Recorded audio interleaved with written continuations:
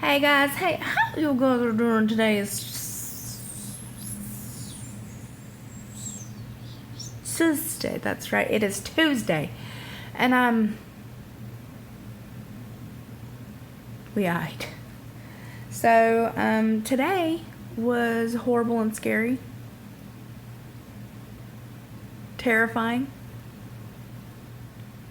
So, my mother-in-law asked me to come down to Roseville with her and get her EGD done. Like, she needed somebody to say that they were going to drive her home. And as people on my my channel should know, I do not drive. It makes me it is no bueno. So when she asked me, she was like, oh yeah, well after it I should be okay to drive. And I was like, because I've had EGDs and I know better. So I let her, talk me into it anyway. And I went down there and waited for like 3.5 hours, and I tried to ignore the impending doom of me having to get on the interstate. So, I didn't take anything today. I took nothing, none of my medications. I wanted to be as mentally alert as I possibly could. Because what I wanted to do was take my Ativan. What I didn't do was I just didn't take anything, because if I was going to have to drive, I wanted to be super, super alert, as alert as someone like me can be. So we go, we're doing, she gets out, I pick her back up in the car, and then I'm telling you, it wasn't 5 minutes on the fucking freeway till someone almost hits us. We're driving this way, and this guy just comes over in our lane, just as good as you can please. Just, oh well, you'll move. I mean, no blinker, no warning, no nothing. Just in my lane, which made me swerve into the other lane, which her car is really touchy, so that means that I barely have to move the wheel for it to go, ah! And so I'm having panic attack. There's no way I could pull off. You know what I'm saying? We weren't on a good spot. I couldn't pull off. And this guy almost killed us both. And then the person, but I felt really bad for the person behind me, because I almost hit their fucking car. But I had no choice but to move, because that guy was going to hit me. And that's, I don't like to drive. I don't like it. I don't like it. On a happier note, look at that shit. Oh, snap. Oh, snapperoni and cheese. So I got my dumb nails done, girl. Yeah, they got them ruby slipper nails going on. I felt like a change, and I love red, and my husband actually really, really likes it when I have red nails and red toes and stuff like that. So I managed to get us home, in one piece, thank God. Excuse me. I know you guys hate it when I yawn. Mentally, I'm not doing so great right now. I look tired because I am tired. I'm not getting enough sleep, at all. I lay awake and just all night long. I'm just can't sleep. And I knew I was gonna have to get up at 5 this morning. So I finally fell asleep, I think 1:30, and then Matthew's thing woke me up at 5 o'clock, his alarm, and so we had to leave the house before 6.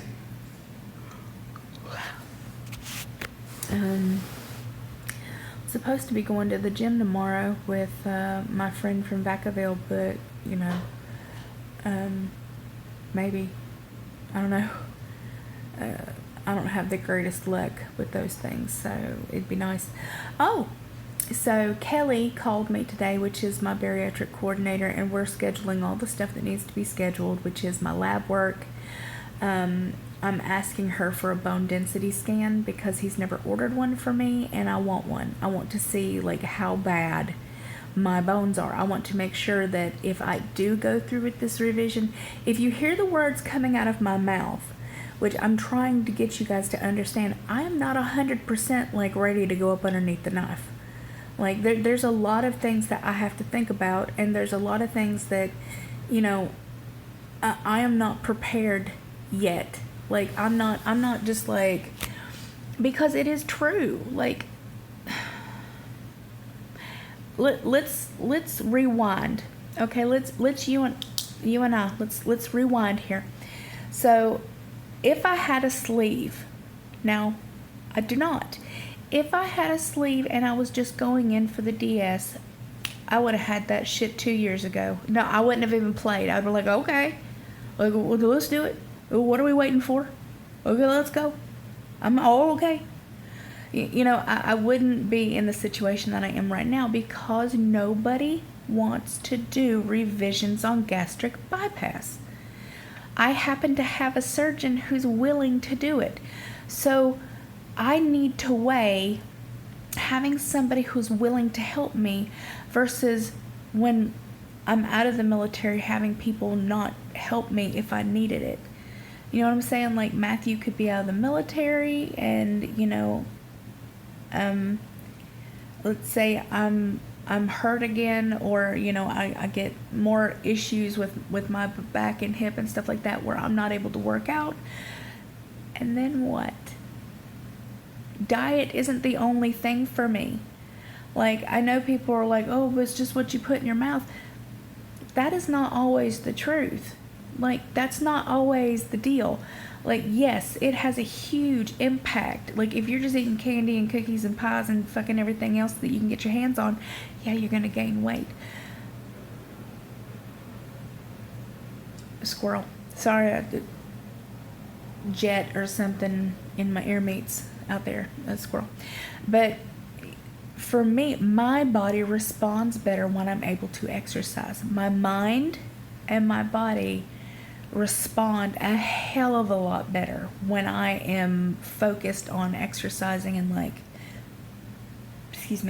doing the stuff that I need to. So for me, in the long run, like, if I'm not working out, I become more depressed and I hurt more. So I would rather just, you know, keep working out and doing the things that I can. But what worries me is that if I turn down this chance, if I turn down this one doctor who will, okay, so because people are going to try, and I'm gonna help you because I don't want you to waste your time. I don't want you to waste your time typing this when I'm going to give you the same answer. So, the doctors that do the DS revision, okay, they're few and far between. They're vetted surgeons. That's what they're called. They're vetted surgeons. Well, how do you think they got vetted? I mean, how do you think that they became vetted in this procedure? Somebody had to start it somewhere. Somebody somewhere said, oh, well, I'll give it a damn try. You know what I'm saying? It's not like they came out of the womb and was immediately a vetted surgeon. So these people won't touch me because I had a band over bypass. So there's more scar tissue, there's more issues where that band screwed me up. So when I talked to different offices and stuff like that, like just to see, you know, what it would take, I would go in for an EGD, they would take a look at my stuff, and then they would tell me, I'm sorry, but I don't think so. I have a surgeon right now who is willing to help me, and it is scary. And he does tell me all the scary shit that can happen, because that's the kind of doctor he is, and that's why him and I were on the same fucking page. Like, because he doesn't sugarcoat anything. He doesn't sugarcoat. He's like, you could end up on this, you could end up on that, you might have no protein, you can't have skin, no kids, He sits down with me and he lays it out on the line, and I lay it down on the line because this is what I'm dealing with, and I'm trying my best not to get all ugly cry, because I'm so frustrated with everything right now. I don't know where to turn, and I don't know what to do.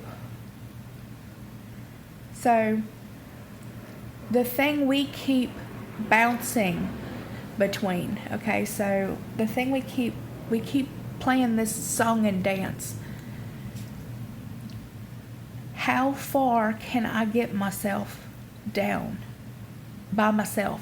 How much further can I go? It has taken me over 8 months to get down under 300. 8 months. And by the way, just so you and I are clear, my body has put me at 300 again. Yeah, 4 pounds. Since me going to the race, my body has gone up 4 pounds again. Like, so it doesn't matter how much I eat. I mean it does. Like, if I was to go on a bender or something, it doesn't really matter how much I eat. The more I work out, the more muscle I build. The more muscle I build, the more water I hold. The more water I hold, the more I weigh. So, Yuki, whatever the hell you're doing, stop it. Get up there. Get up there. Come on. Anytime I pick up the camera, she has to come. Come on. Come on. Come on.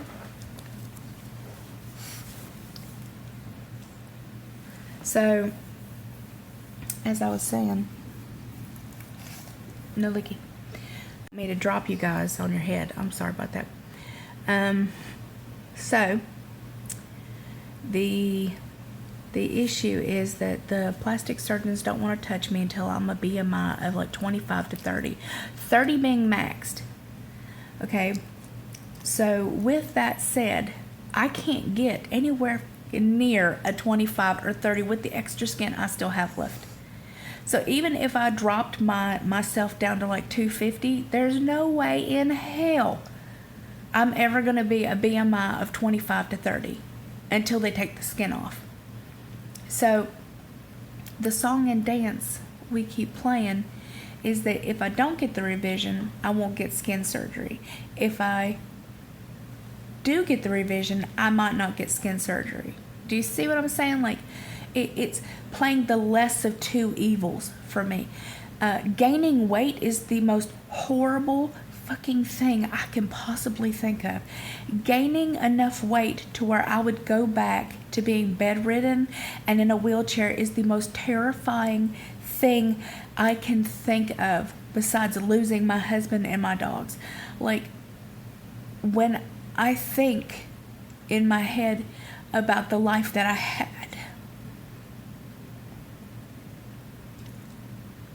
I don't want to go back there. And I see how easy it is to gain weight. People think that it doesn't come back. The minute you let your guard down, yeah, it does. And it might not be for years. You might not. I didn't gain weight for damn near 3 years. 3 years. 3. You need to count them 3. I didn't gain anything. I stayed right at 330, 320. That was it. Like, that's all. That's exactly where I stayed for damn near 3 years. And it wasn't until I put the band in that I got underneath 300. And it wasn't until he took the band out that I jumped back up to where I was, because that's where my body is comfortable. It is a set point. So, you know, people are like, well, I don't like it when you tell us that, you know, we're going to regain. I'm not telling you that you're going to regain. I'm telling you that if you're not diligent and if you don't watch what you eat all the time, it is an every single solitary day thing that you're going to have to do. It is a fight that is never over. It is never over, because when you do relax, and then you have to play catch up again. Oh, to get it off, I have to go back on another diet. Oh, to get it off, I have to go back to the gym. 20, 30, 40, 50, 60 pounds. Dr. Now says in his book, 5%, I'm saying the word 5% of bariatric patients keep off their weight.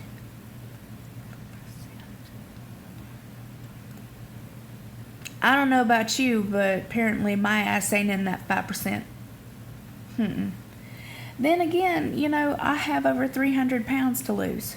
So I'm not exactly in the normal spectrum of, you know, 100 to 150 pounds. Like, I'm not, you know, in that, sadly. Wish I was. I mean, I am now. If I started now, if I had my gastric bypass right now, hell, honey, I'd be at fucking goal by the end of the year. Like, I would have dropped that shit quick. But that's not me. That's not what happened to me. That's not what's happening to me. So I have a lot to think about. I have a lot to worry about. I have a lot of, can I do this on my own? Can I trust myself? Is there a way that I'm going to be able to do this on my own and keep it off? That's what I need to worry about. And we always say, you do you, boo-boo. And I appreciate you guys so much for coming along on this fucking roller coaster that I keep putting myself through. But that's all I can do. Yeah, that's pretty much all I can do. Is just, I'm deciding whether or not all this is worth it. She scheduled me my psych eval. She scheduled me my nutrition appointment and all my labs. And so I will be getting all of that done. Because then the only thing him and I will have to do is schedule a date. So by the time I have all of that done, I will know whether or not I will have made my decision whether or not I'm going to go forward. So I love your beautiful, gorgeous, amazing faces, my friends. I really appreciate it, as always. And hopefully I will talk at you again tomorrow.